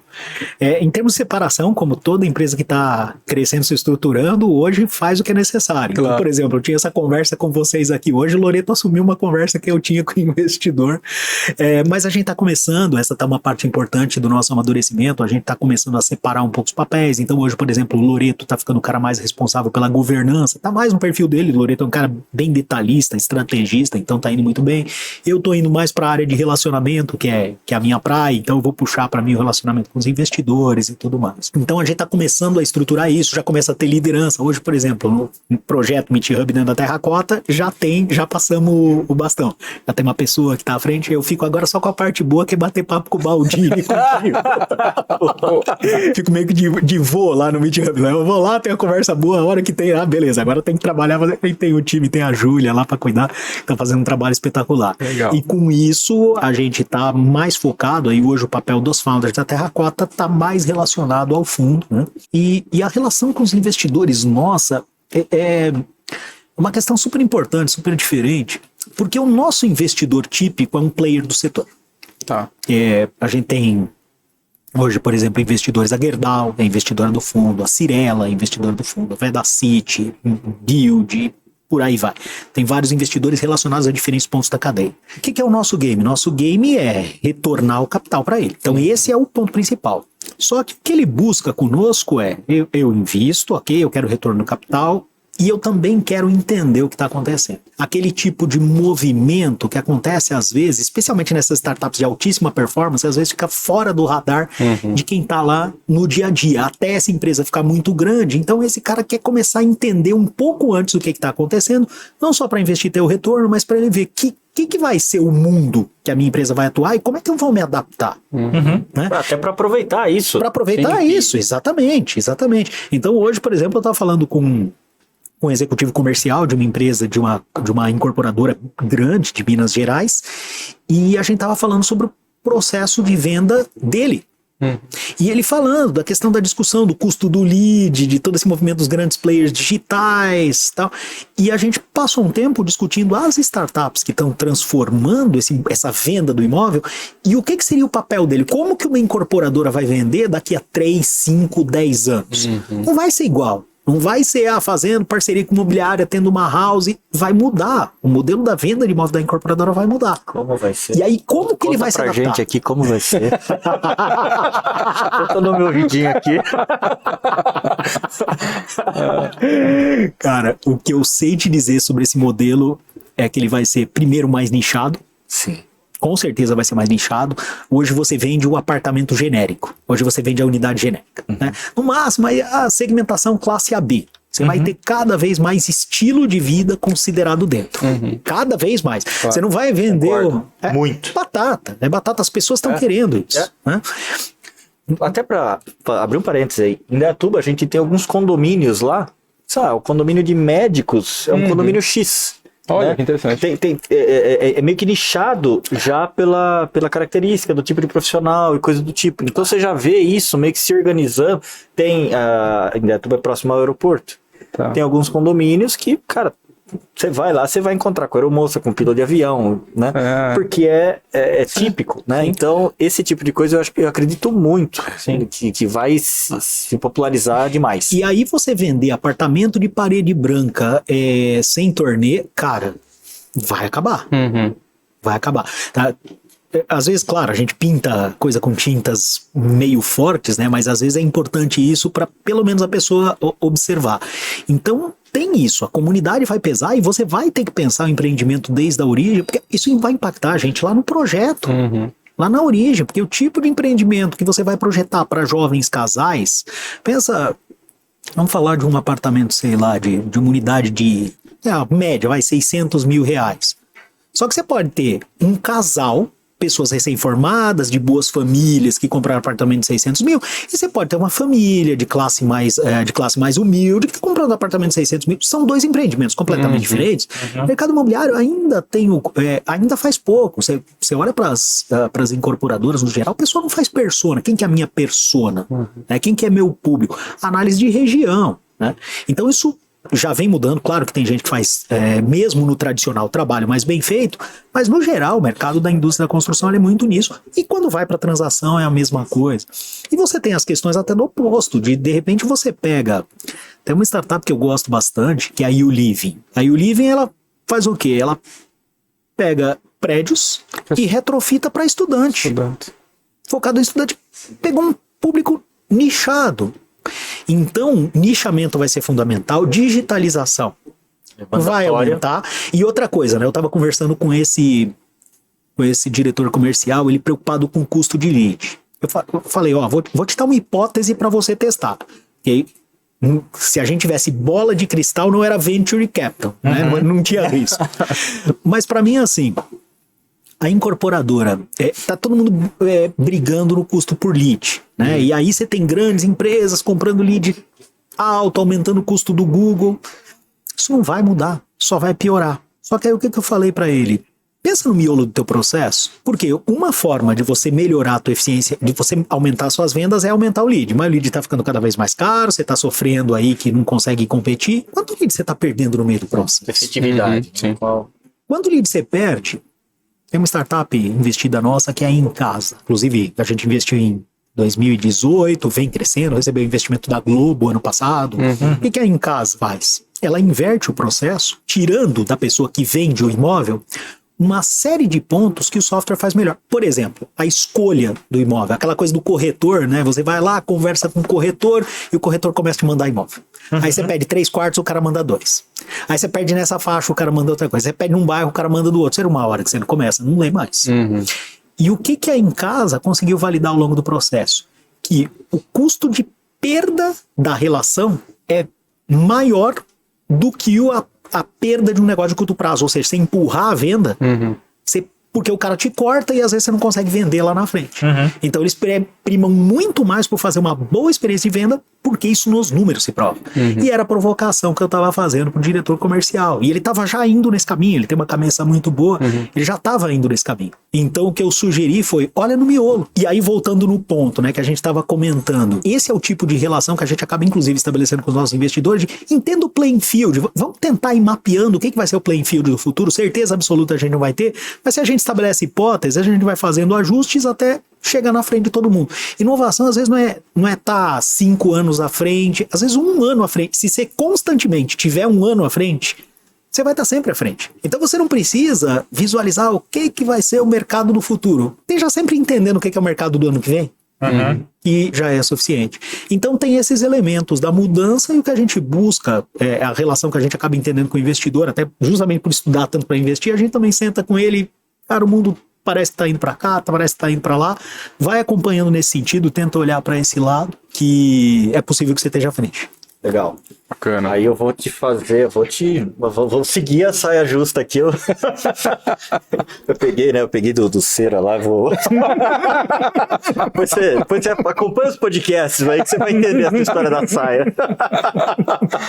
Mas assim, tem muita imobiliária, tem muito dono de administrador de condomínio que provavelmente vai assistir aqui esse nosso episódio. Eu queria te provocar nesse caso aqui, né? Tá bom. Para mandar uma mensagem para as administradoras, para as imobiliárias, porque é um cenário de constante inovação e transformação, e você até colocou, né, no começo da nossa conversa, que ele falou, poxa, o mercado imobiliário, ele é um dos que mais demora para mudar. né? Sim. E qual que é a mensagem que você mandaria para essas empresas hoje, pro dono dessas empresas hoje? Porque tudo bem, dá uma olhada no ano que vem, é legal pra caramba, né? O que mais? Procura o quê? Né? Tá. Como usar essa tecnologia que eventualmente está disponível? Ou o que você precisa fazer internamente ali com a cultura da tua empresa? Porque o cara não é uma startup. Não. E a gente fala muito de startup. E nem precisa tentar ser. Precisa ser. Nem né? precisa tentar ser. A coisa que eu mais vejo, assim, é empresa tentando se vestir de startup sem a menor condição. Startup é um jogo complexo, caro, de jogo grande. O ponto é, onde você vai se posicionar nisso?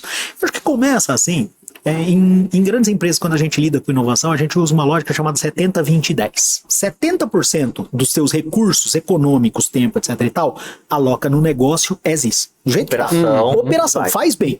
Até porque uma empresa bem gerida, que gera caixa, que funciona bem, ela já tá melhor do que a vasta maioria. Boa. Começa por aí. 20% do tempo, ou do custo, ou da energia, aloca nos próximos vetores de crescimento do teu negócio. Aquela coisa que vai gerar crescimento do teu negócio daqui a 1 ano, daqui a 2 anos, que é a big transformation. E 10% no que é completamente disruptivo, no que pode mudar a tal ponto que faz teu negócio deixar de existir, por exemplo. Então, essa lógica eu acho que é transportável para empresas de qualquer porte. Ah, mas eu sou pequeno, não tenho dinheiro. Mas você tem tempo? Como é que você está alocando o seu tempo? Você está reservando energia e tempo para isso ou você está afogado na operação? Porque o que eu posso garantir é Afogado ou afogado? Afogado na operação. Porque se você está 100% do tempo focado no próximo mês, com o tempo o próximo ano chega e te mata, é normal, né? Então aí é uma coisa que tem que resolver. Então acho que começa por aí, dedicação de tempo, beleza. Dito isto da dedicação de tempo, a gente vive um mundo de internet, tá? É fácil obter informação, né? Claro, a gente tem hoje investidores gigantes que alocam um fundo de 80 milhões de dólares para investimento em startup. Pouquíssimas empresas no Brasil têm capacidade e coragem para fazer esse tipo de aporte. Agora, informação tem sobre o que está acontecendo. A gente estava mesmo falando, todo ano, sem custo, a gente coloca o mapa com todas as startups PropTechs e Construtechs no Brasil, tá lá. Entrar no site da Terracota e baixar.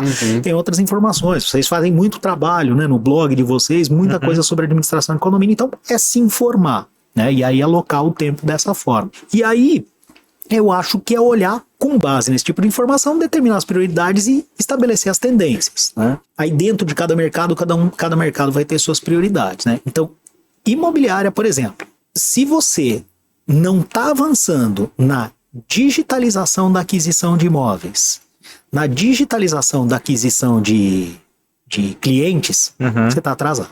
Porque isso está chegando cada vez mais, porque hoje ninguém começa procurando um imóvel batendo na porta da imobiliária. Tão simples quanto isso, todo mundo começa na internet. E quando eu falo, não é aquela coisa de fazer um site, nem de comprar um lead no Google. Às vezes, por exemplo, esteira, vamos falar de algumas coisas mais práticas, né? Bora.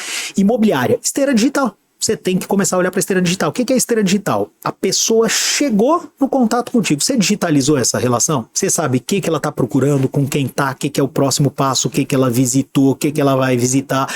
Ele está interessado nisso? Dado, contrato, documentos. Isso chama esteira digital. Isso é o que faz as gigantes serem gigantes. Elas fizeram isso em escala muito grande. Você está trazendo isso para dentro do negócio? Tem fornecedores hoje para isso, tá?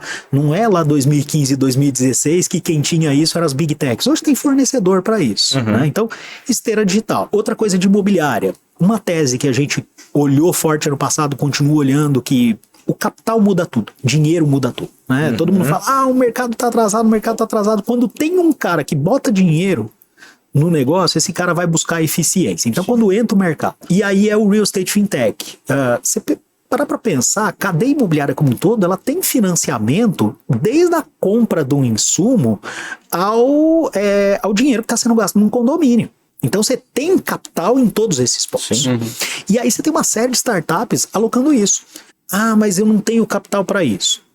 Uma imobiliária, hoje, ela tem que ter diferentes formas, e tem startups que fazem isso, diferentes formas de financiar esse cliente. Às vezes de financiar até, mas financiar o imóvel, cara, você e financiar a reforma, e financiar os móveis que ele vai comprar. Sim. É começar a plugar essas coisas e você ofertar. Então, a imobiliária, eu acho que para dar uma resumida, ele tem que virar um orquestrador. O orquestrador do tipo, ele tem que ter algumas soluções plugadas, ele tem que olhar a jornada de compra e ter soluções diferentes. Só que ele não precisa fazer tudo dentro de casa. Aliás, essa é a grande vantagem, você pegar a imobiliária, a grande regional, a pequena e a de capital aberto, antes era uma diferença gigante. Hoje, nesse mundo de plataformização que a gente está, o corretor individual, se ele fizer um trabalho bem estruturado, ele consegue oferecer o mesmo nível de experiência do cara que vai comprar na imobiliária de capital aberto. Porque ele consegue plugar soluções. Então esse é um mundo de digitalização que a gente vê. Outro ponto forte que vocês estão também, vocês estão fortes nisso, né? Um ponto nos condomínios, a gente vai ver a mesma coisa, tá vendo, né? Vocês estão fazendo isso. Então a gente tá vendo a mesma coisa. Uma administradora de condomínio hoje não tá tão forte quanto na transação, mas ela consegue plugar soluções. Vocês têm feito isso, né? Tem feito essa orquestração. E a administradora, ela vai se tornar uma orquestradora também. Porque se ela ficar ali de continuar fazendo contabilidade, né? A contabilidade vai virar contabilidade já é digital. Sim. Agora, experiência em condomínio é uma desgraça. E ali esse administrador ele pode trazer experiência para dentro do condomínio. E a velha história de onde tem um problema, tem uma oportunidade. Sim, com certeza. Sempre. Agora, Marcos, você comentou lá atrás em relação à questão do Smart Building, né? Que você não vê muita ações, né, ou inovações implementações ou startups trabalhando nisso, né? Mas o que acaba acontecendo?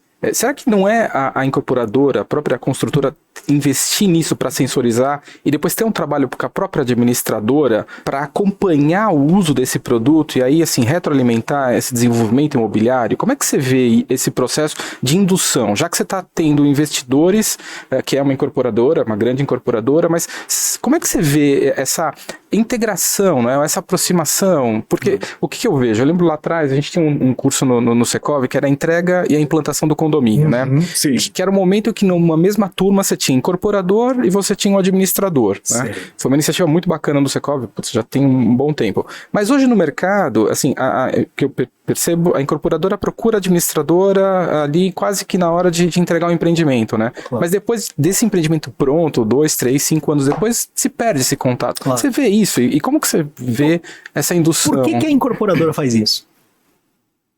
Porque ela ganha dinheiro vendendo apartamento. Então isso que a gente está falando tem que ter uma redefinição da própria estrutura do mercado. Vamos pensar diferente? Vamos pensar numa empresa como a Yuka. Vamos imaginar aí a Yuka fazendo por exemplo, um projeto. Não estou falando que vou fazer, nem sei. Até vou conversar com o Brennan sobre isso. Mas vamos por ele se junta a Yuka com a Cirela. Vamos lançar um empreendimento que ele seja Yuka desde a origem. Só que esse empreendimento vai ser para renda. A Yuka não vai sensorizar todo o sistema de água? Com certeza. Obviamente. Claro que sim, porque se der problema nesse sistema de água, primeiro, ele tem cancelamento da assinatura, o cara vai ter uma experiência ruim e cancela. Segundo, ele vai gastar dinheiro com a água.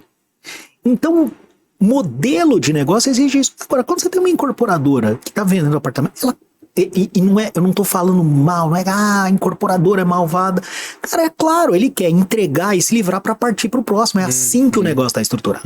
Então, e o curioso, por isso que eu falo, quando eu estava falando lá da conversa com o diretor comercial, são várias peças móveis. Não adianta o empreendedor, eu recebo vários empreendedores, nós vamos fazer assim porque vai ser melhor, nós vamos sensorizar porque a caixa d'água é um puta desperdício. Tá, mas você vai sensorizar onde? Eu vou sensorizar, eu vou comentar num caso real. Teve um empreendedor do Rio de Janeiro, um engenheiro do Rio de Janeiro, que ele estava lá fazendo um sistema, que ele veio me apresentar, tem um sistema espetacular de coleta de água da chuva, que ele é muito melhor, muito mais eficiente, eu só não consigo vender, eu recebo muito, meu produto é ótimo, eu só não consigo vender. Pô, amigo, ele resolve o problema que ninguém tem. Já viram isso? Não sei, talvez seja só comigo que acontece. Eu já vi também aquelas, se você não vender, coisas horríveis vão acontecer. É isso.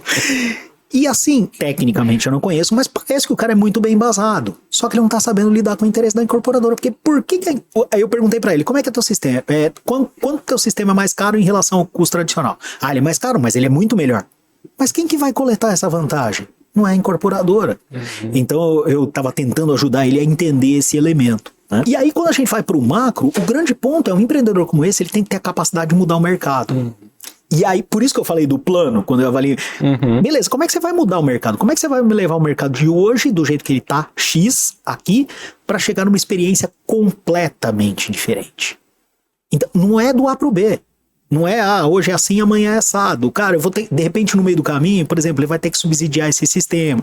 Ou ele vai ter que, eu vou fazer isso para imóvel para renda. Só que imóvel para renda, hoje no Brasil, criado para renda é muito pequeno. Então, não vai ser uma grande empresa. Então eu começo por isso para depois partir para as incorporadoras mais ousadas. É um jogo de xadrez que o empreendedor tem que resolver. Porque no fim das contas, a incorporadora ela precisa partir para o próximo e a administradora, ele vai trazer sensorização, um negócio que ele entende, ele vai ter que contratar coisa diferente, se isso quebra. Então, é uma estrutura de mercado. E, por outro lado, aí você tem sensorização.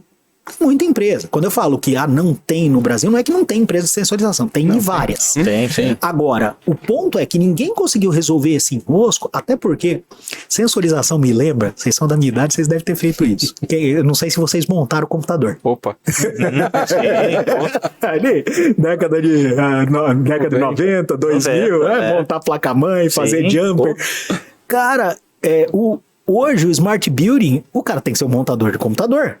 É solução de um, solução de outro. Aí o software, aí contrata o terceiro para serviço. É montar computador na década de 90. Não é o notebook que você recebe hoje pronto, funcionando da Apple, né? Tudo certinho. Então o ponto é, quando que surge a Apple? Quando que surge o cara? Cara, tem todos esses fornecedores que ele integra numa experiência única que resolve a vida do montador e que, detalhe, ele ganha dinheiro com isso. Porque se essa empresa não ganhar dinheiro com isso, ninguém vai fazer. Por isso que eu gosto tanto do modelo de residência como serviço, que eu acho que ele vai introduzir muitas mudanças que a partir do... Aí o que vai acontecer? O cara teve lá uma experiência de residência como serviço. Quando ele vai comprar da incorporadora, ele vai... Não, peraí, não é sensorizado? Não. Aí a incorporadora começa a receber pressão e aí você começa a ter esse movimento do mercado. Sim. Então, o que eu acho que aí é o ponto, é legal a iniciativa do Secov, mas o que precisa, e por isso que a gente gosta de fazer essas coisas do GitHub, né? O que são os passos para realmente o mercado mudar? Sim. E você comentou um pouco da Yuka, né? E essa questão das administradoras, a moradia como serviço, né? Cara, em última instância, qualquer administrador, em tese, pode oferecer isso, Bingo. Né? E a gente, inclusive, está aqui para ajudá-las nisso, né? Obviamente. Mas é uma questão de cultura, né? Tem algumas barreiras, né? Tem. Não, eu estou fazendo isso, sempre fiz isso e não vou fazer outra coisa. Esse é a típica frase que não pode mais existir. Então, né? E acho que ainda tem essa resistência, né? Eu concordo. E, cara, mas aí a gente tem que ser empático, né? Porque hoje eu fui executivo a maior parte da minha vida, hoje eu sou empreendedor e, cara, minha relação com o negócio é outra. Claro. Porque no fim das contas tem gente que depende da terracota, eu tenho investidor, tem cliente. Então a relação com o negócio, a sensação que a gente tem é muito mais visceral, né? E aí eu entendo o administrador, porque quando ele fala isso não é por preguiça. Porque, cara, isso aqui tá funcionando. E se eu mexer e der tudo errado? E pode estar errado. Sim. Então o ponto é como fazer. Eu acho que tem essa questão e a gente tem que entender que o administrador ele tá num mercado em transformação e não é fácil. Agora, o que é o ponto de superar isso? É se informar, porque ficar parado não vai resolver nada. Né? Então ele tem que... Por isso que eu falei de 70-20-10. Exato, eu tava pensando nisso agora. Eu falei, cara, gasta 10% do teu tempo para se informar sobre o que está acontecendo. Sensorização. Vamos no beabá, né? Sensorização básica. Segurança. Mercado que já está bem estabelecido hoje, você tem câmera, hoje cada vez mais, né, acabando porteiro, esse tipo de coisa. Como é que a tua empresa se posicionou sobre isso? Você está distribuindo soluções de segurança ou você está... Eu já estou falando de algo que já está acontecendo em escala. Não estou falando de tendência lá da sensorização para reconhecimento facial do estado do morador. Não, estou falando de câmera integrada, nuvem, etc e tal. Tua empresa já está posicionada nisso? Começa por aí. E tem gente fazendo isso. Acho que vocês têm feito esse trabalho forte com as administradoras, né? Então, eu acho que ele começar a ver essa mudança de posicionamento, começar a alocar um tempo para isso. Legal, bacana. Muito legal esse ponto, porque é aí onde boa parte das empresas acaba falhando, né? Em buscar inovação. Adorei essa 70-20-10. Eu realmente não me recordava. Mas, Marcos, vamos lá. Você tem muito conteúdo. Onde é que você está indo buscar isso? O que você faz para se manter atualizado? Cara, nesse caso a gente é o engenheiro, né? Eu tava falando do capô aberto, a gente é engenheiro que monta motor, porque a gente tá visualizando o que é o potencial futuro. Então não tem nada pronto, a gente produz isso e aí cara, tem dúzias e dúzias de fontes e modelos. Então, contato com startup é diário. Hoje a Terracota são 13 pessoas que é o dia inteiro falando com startups e entendendo essas transformações. E não só a tecnologia, o produto, mas tá dando certo? O que são os passos para isso mudar? Então é o tempo inteiro a gente fazendo. Então a gente tem uma trilha e a gente é bem disciplinado disso. Tem um processo desenhado desde o momento que a gente identifica uma startup, a gente começa a conversar. Tem muita cultura do give back, isso para nós é importante. A gente tenta apoiar todo mundo que é possível, mesmo que não tenha negócio, mesmo que não sejam nem boas startups, tá? Tem empreendedores até que eu falo que, com todo cuidado, cara, isso aqui não é um bom negócio nem pra você, não tô falando nem do investidor, Sim. nem pra você. Muda, cara, não tá funcionando, descarta. Mas a gente tem muito isso dessa cultura e não não só por bondade, né? Porque isso faz parte do nosso negócio. Estar conectado nos permite desenvolver melhor o nosso negócio, né? Então a gente identifica uma startup, a gente cria, tem um follow-up estruturado. Então o time, a gente tem lá datas, de quanto em quanto tempo que eu tenho que estar conversando com startup, que startup que eu tenho que estar mais próximo, que startup que eu tenho, não preciso estar tão próximo, porque ele está distante do investimento, por aí vai. Então, essa é uma fonte de estudo. Olhar desde o começo, né? Eu contei da essência da Terracota, da gente olhar para a Metaprop, 50wall, a gente é muito conectado globalmente, gosta de olhar para fora em outros países, porque a gente percebe que o que acontece lá, depois de um tempo, vem para o Brasil tropicalizado. Tá. O que acontece aqui, muitas vezes, é o que aconteceu lá fora, tropicalizado. O Brasil não é um desenvolvedor de tecnologia. Quando eu falo desenvolvedor, é aquele P&D hard, sabe? Sim, de criar. Sim. Não, nós somos adotadores de tecnologia. A gente pega a tecnologia e aplica na nossa realidade. Então, a gente gosta de olhar muito para fora para entender o que são as tendências, a gente estuda muito sobre isso. E contato com o setor. A gente é muito conectado, a gente não é aquele disruptor que vem de fora dizendo o teu mundo vai acabar. Não, a gente, por ser setorizado, a gente tem muito contato com o setor. Então, meu dia a dia além de estar conversando com startups, estar conversando com empresas do setor. Hoje mesmo eu tive com uma grande loteadora do interior de São Paulo, 2 grandes incorporadores, um deles inclusive de capital aberto, e isso é muito forte no nosso dia a dia. Investidores e não investidores também. A gente tem muito desse contato. E a relação que a gente estabelece, inclusive com alguns investidores, por exemplo, Gerdau, por exemplo, o contato é pelo menos 2 vezes por semana, no mínimo, a gente falando sobre essas questões. Então é consolidar tudo isso, porque disso vem a gente realimentar nossas teses e entender para onde você está usando e devolver para os nossos investidores, para a comunidade, no Meet Hub e por aí vai. Então a gente consolida todas as informações, trata e aí usa para investimento, para as nossas relações. Legal. Isso é o que a gente faz no dia a dia. Você dorme também, Marcos? Vez ou outra. Mas até para ajudar a gente, né? Eu acho que o brasileiro talvez olhava muito para os Estados Unidos e ainda olha, na verdade, né? Para olhar e buscar tendência. Mas onde é que você tem visto coisas legais acontecerem também nesse mercado imobiliário? Que a gente pode eventualmente, dá uma olhada na China, que tem algumas coisas bacanas. Dá uma olhada na Índia, que tem uns negócios... Enfim, traz pra gente algumas pistas. Legal. Eu acho que até é interessante na estrutura, no estágio de cada país, você vê coisas diferentes. Por exemplo, Nova York, né? Especificamente Nova York, nos Estados Unidos, mas especificamente Nova York. Commercial Real Estate, o nível que os caras estão é bizarro. Uma vez que eu estive lá em 2019, eles estavam discutindo o impacto que, olha isso, né? Que sensores de celular que você coloca, que são capazes de medir a qualidade do ar, estavam tendo impacto na adesão das empresas em certos empreendimentos, porque os funcionários tinham sensores, viam a qualidade baixa do ar e não queriam estar naquele lugar. E aí as empresas não queriam alugar, então eles começavam a ter, é isso que eu falo, a gente estava falando da sensorização. Aí é quando virou negócio, porque os funcionários começaram a olhar para a qualidade do ar, e aí isso mexia no valor do real estate, que tipo de empresa topava lá. É nesse nível que ele está. Então, isso... Estou falando 2 anos, 2 anos e meio atrás. 2 anos e meio atrás. Então, commercial real estate, nem Estados Unidos, Nova York, muito forte. Industrialização, aí você pega lá empresas, Caterra foi foi uma grande discussão, né? Quem acompanhou, né? Caterra era uma empresa de industrialização fundada por dois executivos que vinham ali da cadeia de suprimentos da Apple e queria trazer aquela cadeia integrada. A empresa acabou falindo, acabou não dando certo. E aí houve todo um questionamento. Olha como não dá certo.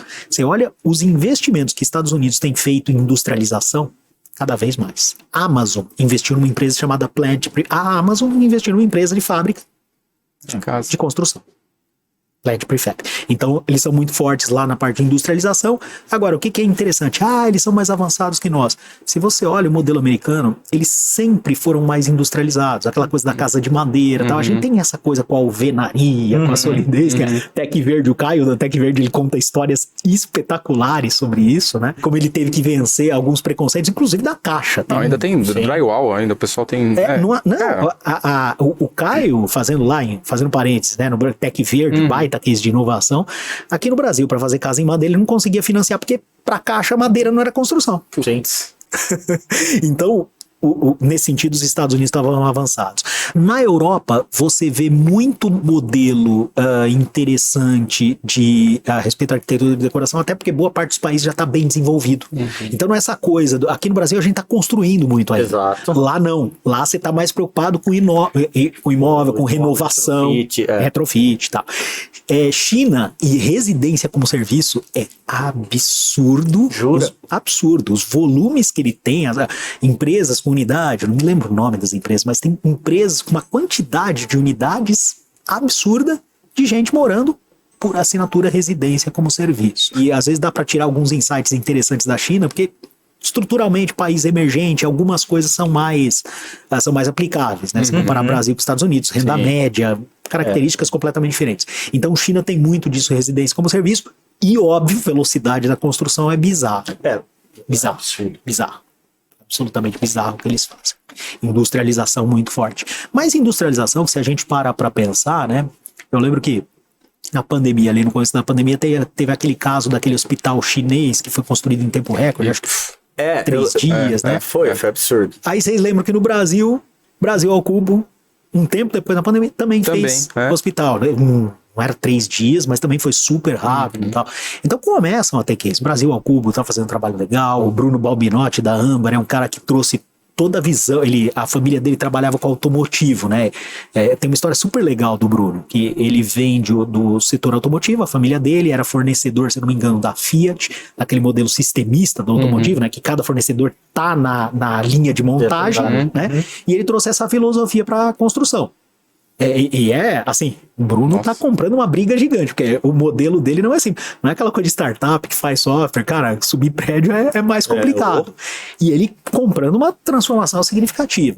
Então você tem cases interessantes, e você começa a ver essas contrapartidas, você para olhar o Bruno na Âmbar, o Ricardo na Brasil ao Cubo, os caras olharam para fora. E isso é uma coisa importante para o empreendedor. Olha para fora, se inspira em alguma coisa. Já tem coisa, com certeza são estruturas de países diferentes, mas pensa nas premissas, aquela que a gente falou do plano. Obviamente. Pensa nas premissas, o que é a premissa diferente? O que você traz aqui de Perfeito. modelo Tropicaliza, diferente? né? Tropicaliza. Muito legal. Mas tem os gatilhos, né?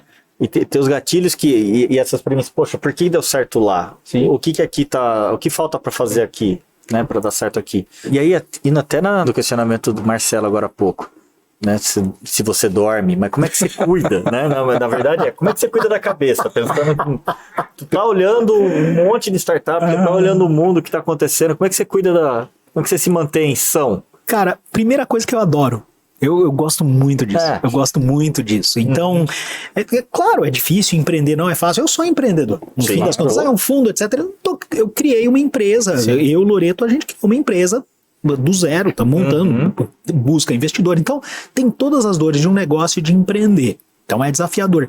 Mas é muito gostoso, porque primeiro que você tá em contato o tempo inteiro, tá sendo provocado o tempo inteiro. Né? Não é aquela coisa rotineira de chegar todo dia, de fazer sempre a mesma coisa, repetir sempre o mesmo processo. Tem processo, a gente trabalha muito forte nessa parte de processo, mas é um meta-processo. O trabalho do processo é conhecer coisas novas, estudar coisas novas. Então, para quem gosta de desafio intelectual, assim, de estudar, de entender, de analisar, trabalhar com Venture Capital é espetacular. E outra coisa que, para mim, foi muito significativo, boa parte da minha carreira foi ser executivo em negócios. Cuidar de negócio dos outros. E foi uma carreira super legal, bastante grato às empresas. Eu aprendi muito na DataSul, foi uma baita de uma escola de negócios. Na Softplan, assim, ter a liberdade que eu tive para criar, agradeço aí, Guto, Wilson, Marafon, deram muita autonomia. Mas ter o skin in the game, ter a pele em jogo, Muda tudo. é muito legal. Independente de que nível, né? Eu acho que isso é interessante para as pessoas. Buscar um local que você tem um pouco de risco, porque o risco te deixa mais alerta, né? Não precisa, às vezes não precisa empreender não é para todos. Tá numa empresa, às vezes, que compartilha o risco contigo, que você tem algum tipo de ganho sobre o resultado, porque isso faz o dia ficar melhor. Então, primeiro ponto eu gosto muito. Segundo, o retorno, né? Esse fundo dando certo, economicamente para mim, para minha família vai ser super legal. E o interesse e alinhamento de interesse super alinhado, né? Porque eu ganho dinheiro se o meu investidor ganha dinheiro. É tão simples quanto isso, né? Eu acho que ter uma estrutura também, sou muito grato. A minha esposa é uma parceira espetacular, assim, então ela me deixa me concentrar nos negócios, ela dá um suporte muito grande. E não só, claro, tem os negócios, mas eu sou baixista, por exemplo, adoro música. Que legal. Baixista e metaleiro, cara. Eu na faculdade tinha cabelo comprido e tudo. Olha, tá legal. Essa eu não sabia, né? Olha que legal. Você descobre as coisas conhecendo cada, né? Há anos, né? Sim. Legal. Então também cuidar disso, né?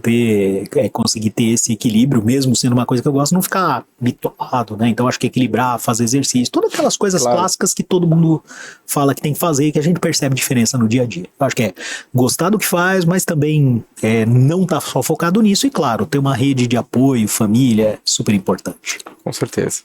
Isso aí. Vamos lançar a pergunta pra ele. Pra ontem. Ai. Pô, eu achei que você já tinha feito tinha tudo. acabado? Não, vou pegar a caixinha da maldade aqui. Olha só que maldade. Não, mas a pergunta é bastante simples, mas bastante ampla também, né? Se você tivesse a oportunidade de sentar numa mesa com alguém, vivo ou morto, não importa, mas para bater um papo, trocar uma ideia, com quem que você gostaria de se sentar? Boa. Qualquer pessoa. Pô, espinhou, hein? Eu tenho duas, pode ser? Vai? Tá. Uma é sempre mais legal, né? Acabei de falar aqui que eu sou metaleiro, né? E tem uma banda que pra mim foi quando eu comecei a ouvir heavy metal, que eu gosto muito, que é o Iron Maiden. Todo mundo conhece, né? Uma banda bem conhecida, né? E conforme eu fui conhecendo o Iron Maiden, eu descobri que os caras são empreendedores fortíssimos. Eles gerenciam uma marca com um nível de profissionalismo absurdo, toda a base de fãs, é um negócio super estruturado. E eu tenho vontade de conversar com o Bruce Dickinson, que é o vocalista, ou o Steve Harris. Exato, os dois. O Harris é o capitão da banda e o Bruce Dickinson também, né? Eles são super empreendedores, assim. Então tem a marca, tem a coisa que eu gosto da imagem, eles gerenciam muito isso, né? O show é todo cheio de... Já fui em 2 shows deles e todo cheio de teatro e tudo mais. Então eles gerenciam o negócio de uma forma muito ampla, né? E um negócio, né, que quando você olha, não pensa como negócio. E é um negócio. Inclusive eles lançaram no Brasil eles lançaram cerveja em parceria. Tem uma cerveja deles no Brasil que é lançada em conjunto com a Bodebral, outra coisa que eu gosto bastante, gosto de cerveja artesanal. Eles lançaram em conjunto com uma cervejaria de Curitiba. Então, super legal. Então, é um negócio meio diferente, né? Então esse é um cara que eu gostaria de conhecer. Um outro cara, teve um livro que teve parte da minha vida profissional, começo dela, relativamente no começo, né? Eu conheci em 2005, quando eu li o livro desse cara, que é o Visconde de Mauá. Olha só. E pouca gente conhece. Tô lendo. O livro do Caldeira? Espetacular, né? Tá na minha estante. Tá na minha estante lá. A história do Visconde de Mauá era um cara total e completamente fora da curva. O que ele fez, o que ele empreendeu no Brasil, e a gente fala hoje de empreendedor, que o cara vence. Cara, quem realmente enfrentou a diferença foi o Visconde de Mauá. Que ele fez de ferrovia no Brasil, os negócios que ele criou, enfrentando lá o governo, enfrentando Oh, meu Deus, agora me foge o nome. Dom João. Não, Dom João Não é o Dom João, tamo ruim de Fugindo da história. história. Não, mas era Dom Pedro, né? O Dom Pedro II. Na época era Dom Pedro e ele pensava, né? Eu não li o livro todo ainda, talvez eu possa até comprometer aqui a história. Mas dá spoiler de história não existe. Spoiler né? de história não existe. Mas basicamente ele tinha que fazer bons laços, porque aquilo que ele estava querendo criar era tão estruturante para o Brasil que se ele não tivesse o governo junto, como cliente, não avançava. Claro. E ele teve problemas gigantes, não conseguiu andar, ele se endividou, quebrou várias vezes, foi contra o governo, e o Dom Pedro cortava muito, né? Se fala muito do lado positivo do Dom Pedro, da relação das artes, da cultura, mas foi o problema do brasileiro com o empresário, né? Porque ele cortava tudo porque tudo tinha que ser em favor do povo, etc e tal, mas aí não conseguia criar estrutura. E o Visconde de Mauá, ele pensava muito nisso, e não só fazer negócio, mas fazer negócio que mexesse na estrutura do país, que viabilizasse o país a longo prazo. Então a gente fala de tanto empreendedor, ali tem história, o cara tá um século antes ele tinha que ter nascido um século depois. Pois é. Né? Então é uma história espetacular. Esse é o cara que eu queria conhecer. Que legal. E olha, aí eu vou reforçar o que ele traz com algo que talvez a gente esteja fazendo aqui, meio que não é sem querer, é proposital, mas uma das coisas que provavelmente você vai se lembrar é o seguinte: ele foi picado pelo empreendedorismo buscando referências. Ele foi para Londres, se não me falha a memória, não era nem Londres. É Londres mesmo, né? Foi para Londres. Ele viu as ferrovias, ele viu a indústria do aço, se não me engano, a siderúrgica, o que estava acontecendo. Ele falou, cara... Que era em plena Revolução Industrial. Plena Revolução. Na verdade, um pouco no final, era no final ali da coisa. Revolução Industrial 60, né? Ele ali 80, 90, 1880, 90, ele pegou, ele queria trazer a Revolução Industrial para o Brasil. O Brasil seria outro se ele tivesse conseguido trazer a Revolução Industrial para o Brasil. Pois é, mas é aí que tá. A referência. Referência. Não, a referência. O Brasil precisa de referências. A gente precisa conversar com um cara feito Marcos, com trazer empreendedores aqui que sirvam de referências para outros empreendedores. Inspirem, né? A gente estava falando do 70, 20, 10. É isso, porque a gente fala visionário. Visionário parece um cara que do nada... Não, visionário é só um cara que diz que teve uma referência diferente. Sim. E pensou nisso. Então, aí volta no que a gente falou para todas as administradoras, de repente nesse sentido, né? Ele é isso. O que ele fez? Ele foi buscar referência. Então, busca referência. Exato. Busca algo de diferente que você vai trazer ao mercado. Busca referência, se conecta com pessoas, conversa. Se abre, né? Se abre ao novo, porque tem muita coisa aí. Sim. Cara, que legal essa referência. Muito boa. Eu tô adorando ler o livro. É muito bom. Não terminei ainda. Mas isso aí. Rendeu, legal, hein? Não, rendeu pra caramba. Caramba, secou a garganta aqui. Te botando sério, não foi tão sério justo, não. Você saiu bem pra caramba, pô. Tá bom, obrigado. Mas é isso aí. Bom, pessoal, vamos encerrar. Esse foi mais um Superlógica Talks, o podcast de empreendedorismo e tecnologia do Superlógica.